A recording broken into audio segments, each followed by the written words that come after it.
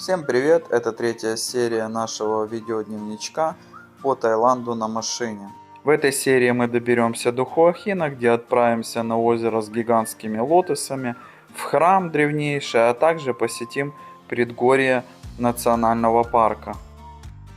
Итак, день третий. Сегодня мы вроде как выспались, хотя вчера, конечно, соседи у нас были такие конченые немного. В 12 часов ночи они устроили, не знаю, что не устроили, просто ржали. Может, накурились, конечно. Но не важно. Вроде мы выспались. Сегодня нам надо преодолеть 700 километров. Едем мы чуть-чуть поменяли мы маршрут. Едем мы на чудесное озеро, где 10 лет не было ни одного лотоса. А в этом году выпало достаточно воды и расцвели лотосы. Но лотосы непростые. Ну, как уже они будут выглядеть, я вам покажу в видео. Сейчас мы будем собираться. 7:30 мы выезжаем вовремя. К 2 часам, где-то к 2-3 мы должны там быть. Перед длинной дорогой мы заправились и отправились в путь. Спустя примерно 7 часов мы доехали до одной из деревень Хуахина, население которой занимается преимущественно выращиванием креветок и резкой по камню.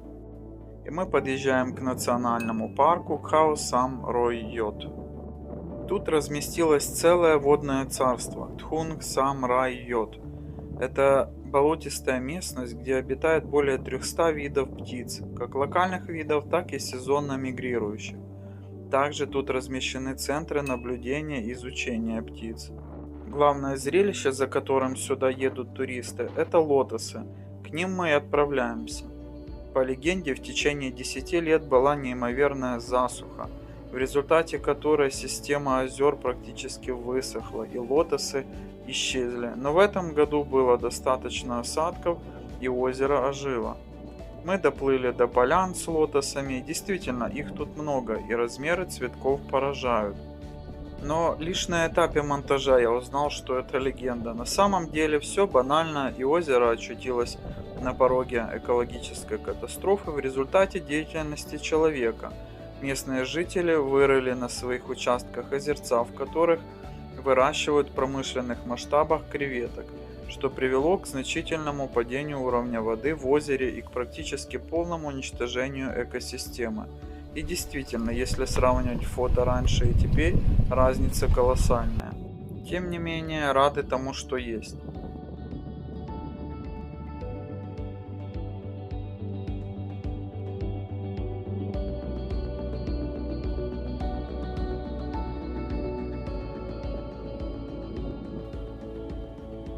После локации с лотосами мы отправились по реке ближе к горам. Тут река подбирается к основанию гор, которые местами нависают над тобой, как огромные исполины. В других местах имеют целые балконы и пещеры.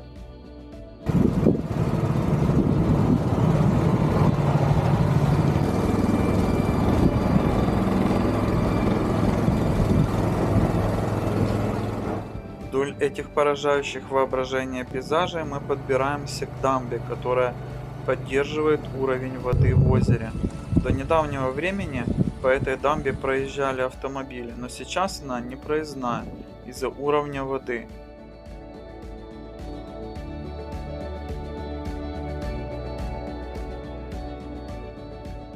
Сам храм находится под горой, а с фасада его окружают кроны старинных деревьев. Основной павильон храма находится под жестяным навесом, отчего издалека создается впечатление, как будто это какой-то ангар, а не храм. На кронах деревьев живет стая обезьян, которые часто прыгают на крышу храма и сопровождается их веселье диким шумом. В павильоне храма размещены старинные предметы обихода, литература, предметы антиквариата, а также большое количество статуй Будд, монахов и персонажей индуизма, вырезанных из цветного камня. К сожалению, увидеть кого-то из монахов или настоятеля нам не удалось. Перед входом в храм есть небольшая комнатка с красным полотном, как раз и живет настоятель храма, но ввиду преклонности его возраста принимает он только избранных гостей. Над храмом на втором этаже расположена еще одна пещера, куда ведут ступеньки. Туда мы сейчас и отправимся. На втором этаже над храмом расположена усыпальница, где покоится тело предыдущего настоятеля храма. Это, пожалуй, самая красивая усыпальница, которую мне доводилось видеть. И каждый элемент ее оформления имеет глубокий религиозный смысл. В соседней камере пещеры расположена большая статуя Будды, а также предметы обихода настоятеля. Определенно это место силы, и могу посоветовать просто здесь посидеть в тишине или же помедитировать. У входа в пещеру расположен ритуальный колокол, которым монахов зовут на обед, на молитву, либо же на ритуальные церемонии. Но время не резиновое, близится закат, и нам пора двигаться дальше.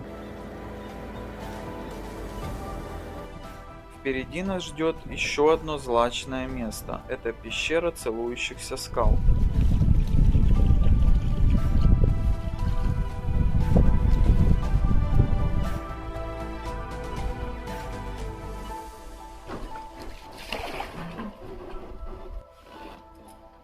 В одном из скальных отвесов есть разлом и пещера, стенки которой напоминают два человеческих лица, которые тянутся в поцелуе.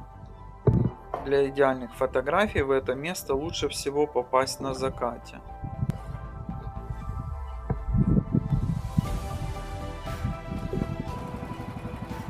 Солнце уже уходит в закат, и путешествие на озеро Лотосов подходит к концу. Мы идем на лодке к берегу, а рядом пролетают стаи вечерних птиц.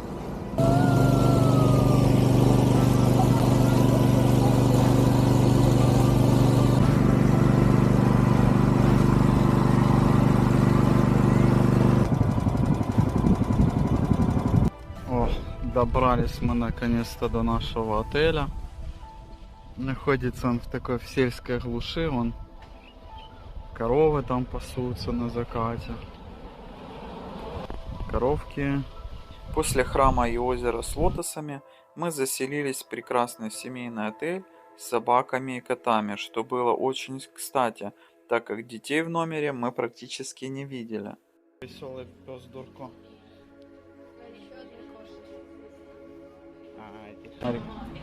И еще одна кисень. После заселения мы отправились на ближайший пляж, где нашли чудесный ресторанчик, где мы вкусно покушали, а также насладились вечерним морем.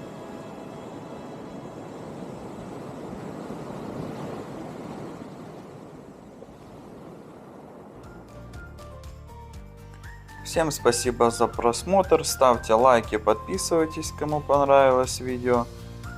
И в следующей серии мы отправимся в поистине мистическое и уникальное место, храм-пещеру Прая Након.